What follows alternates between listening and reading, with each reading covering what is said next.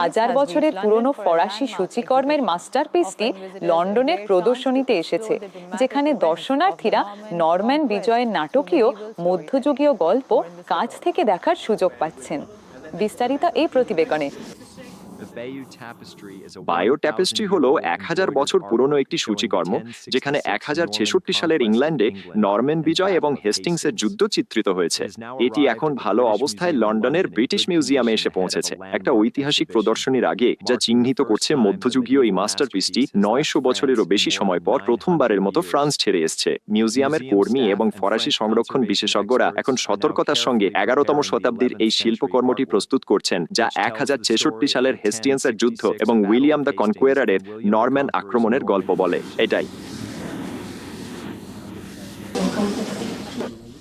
আমি স্বস্তি অনুভব করছি যে ট্যাপেস্ট্রিটি ভালোভাবেই ভ্রমণ করেছে।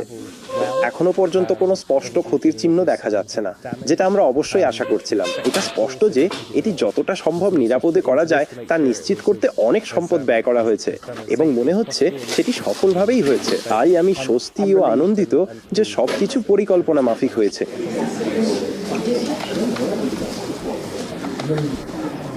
ভঙ্গুর সূচিকর্মটির স্থানান্তর ছিল এক বড় প্রযুক্তিগত সাফল্য, যাতে ছিল সূক্ষ্ম পরিকল্পনা, বিশেষ পরিবহন ও কঠোর সংরক্ষণ ব্যবস্থা।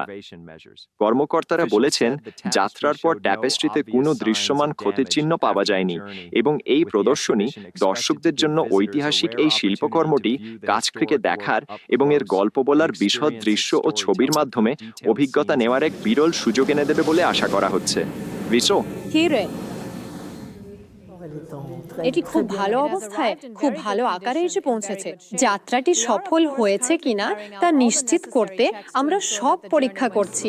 এই মুহূর্তে আমরা আমাদের সামনে অত্যন্ত সুন্দরী এবং মেধাবী বিয়াঙ্কাকে খুব মনোযোগ সহকারে লক্ষ্য করছি। এই প্রদর্শনীটি একটি ঐতিহাসিক মুহূর্তকে তুলে ধরছে, ব্রিটিশ ও ফরাসি দক্ষতায় ইউরোপের গুরুত্বপূর্ণ মধ্যযুগীয় সম্পদ সংরক্ষণ ও প্রদর্শনের উদ্যোগ এটি।